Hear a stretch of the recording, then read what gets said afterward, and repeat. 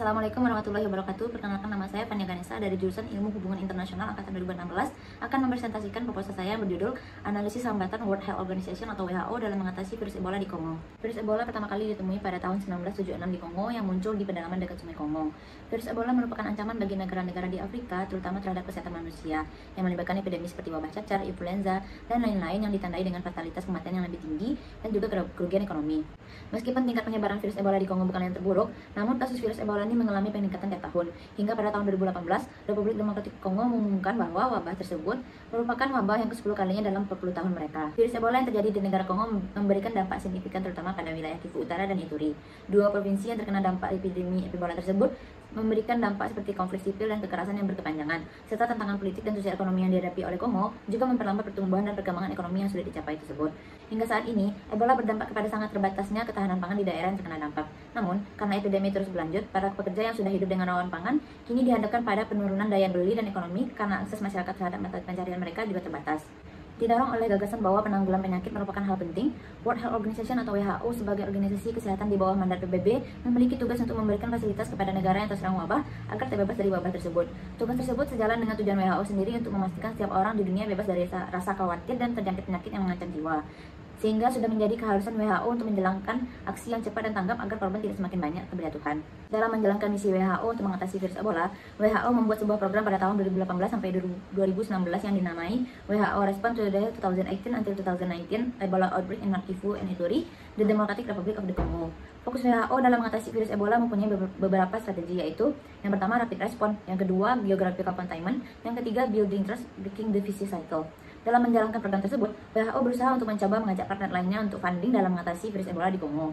Namun program yang dijalankan WHO selama Agustus 2019 sampai Juni 2019 tidak berhasil terjalankan. Terdapat laporan bahwa pada akhir 2019, kasus virus Ebola malah mengalami peningkatan. Hal ini kemudian menjadi menarik untuk dibahas untuk melihat apa hambatan yang dihadapi WHO dalam bekerja sama dengan pemerintah Kongo dalam mengatasi permasalahan virus Ebola di Kongo. Kemudian rumusan masalah, kasus virus Ebola di Kongo bukanlah kasus terbanyak di antara negara-negara Afrika, tetapi kasus virus Ebola di Kongo terus bertambah setiap tahunnya. Berbagai upaya sudah dilakukan untuk menekan pertumbuhan kasus di Kongo. Bahkan Kongo mendapat bantuan dari WHO yang diberikan mandat langsung oleh PBB. Salah satu upaya yang dilakukan oleh WHO adalah melalui program WHO Response to the 2018 until 2019 Ebola Outbreak in North Kivu and Ituri, the Democratic Republic of Congo. Program ini dimulai pada tahun 2018 dan berakhir pada akhir 2019.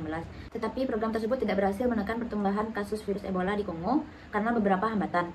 Bahkan virus ini menyebar ke negara yang sebelumnya ditakuti akan terkena dampak virus tersebut, salah satunya yaitu negara Uganda. Berdasarkan latar belakang dan rumusan masalah yang telah diuraikan di atas, maka pertanyaan yang akan dihadapi oleh penelitian ini adalah apa hambatan WHO dalam membantu mengatasi virus Ebola di Kongo.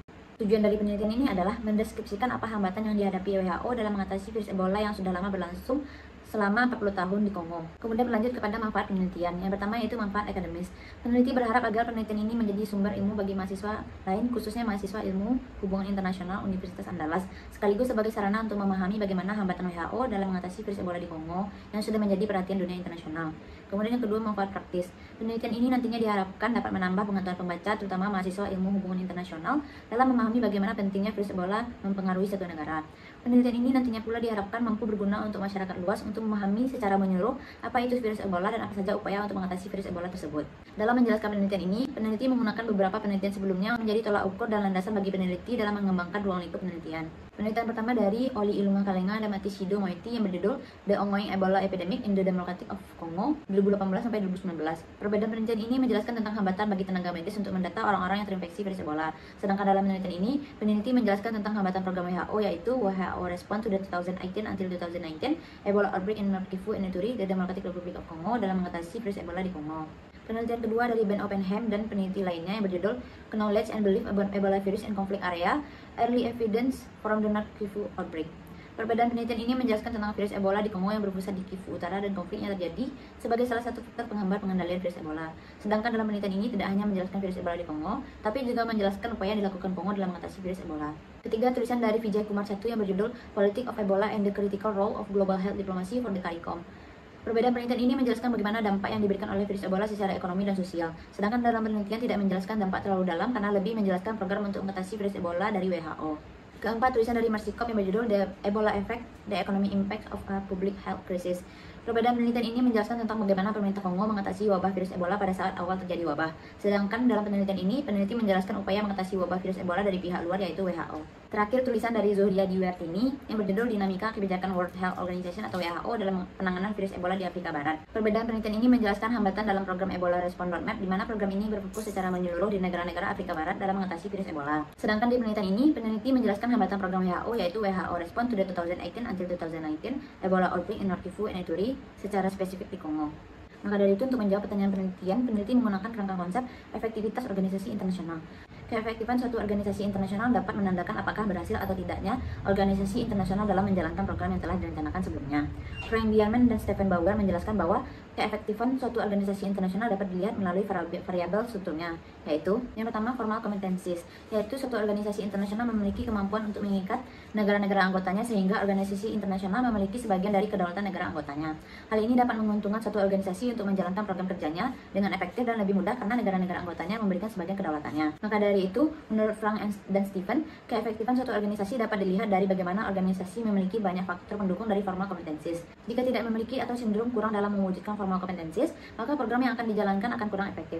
Yang kedua yaitu degree of regime abundantness, yaitu adanya keterikatan antara suatu organisasi internasional atau negara dengan rezim internasional. Rezim internasional dan aktor-aktor internasional memiliki hubungan yang berkesinambungan dan tidak bisa dipisahkan. Rezim internasional hadir karena adanya ketidakpuasan terhadap kewenangan, tata aturan, dan organisasi internasional. Yang ketiga yaitu organizational structure, yaitu suatu organisasi dapat menjamin keefektifannya jika struktur yang hierarki dan fungsional melalui mekanisme formal yang telah disusun. Jika tidak, maka kinerja organisasi internasional dalam menjalankan programnya tidak akan efektif dan maksimal. Struktur organisasi yang efisien akan memudahkan setiap organisasi internasional membagikan fungsi dan tanggung jawab kepada seluruh negara anggotanya. Yang keempat yaitu problem of fit, yaitu suatu organisasi internasional harus memiliki visi misi yang jelas untuk mencapai tujuan dan sasaran yang diinginkan jika situasi lingkungan internal ataupun eksternal organisasi internasional mengalami perubahan kapan saja. Tidak hanya visi misi yang jelas, organisasi internasional juga harus memperhatikan kebijakan dan keputusan yang diambil ketika lingkungan sudah berubah. Lingkungan eksternal yang berubah sangat berpengaruh terhadap keefektifan suatu organisasi internasional.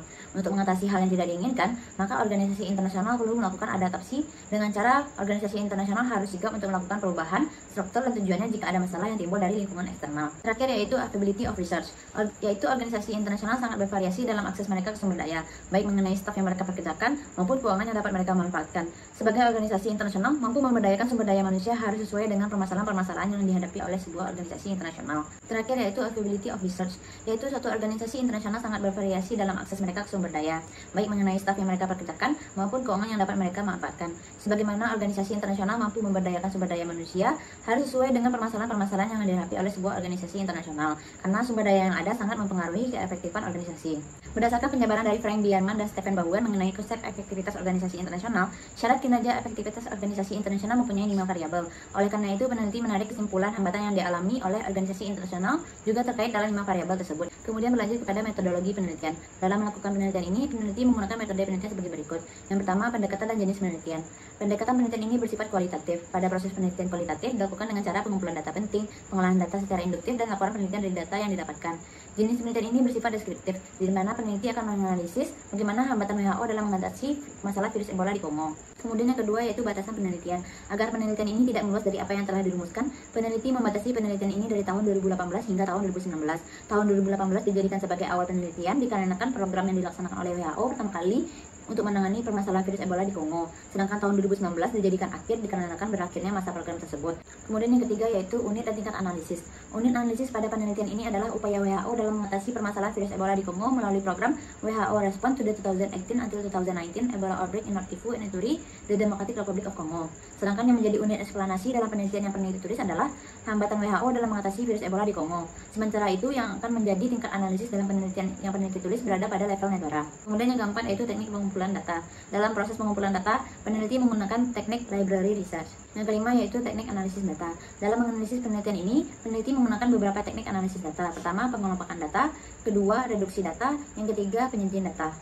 Kemudian yang terakhir yaitu sistematika penulisan. Pada bab 1 pendahuluan. Pada bab 2 yaitu masalah virus Ebola di negara Kongo. Pada bab 3 peran WHO di Kongo melalui program WHO Response to the 2018 until 2019 Ebola Outbreak in North Kivu and Ituri, the Democratic Republic of Congo. Dalam bab ini, peneliti akan menjelaskan secara menyeluruh mengenai WHO sebagai organisasi internasional yang berperan dalam mengatasi virus Ebola di Kongo. Pada bab 4, analisis hambatan WHO dalam mengatasi virus Ebola di Kongo melalui WHO Response to the 2018 until 2019 Ebola Outbreak in North Kivu and Ituri, the Democratic Republic of Congo. Kemudian bab 5 penutup. Dalam bab ini, peneliti akan menjelaskan mengenai kesimpulan dari penelitian yang peneliti lakukan serta memaparkan saran terhadap penelitian ini.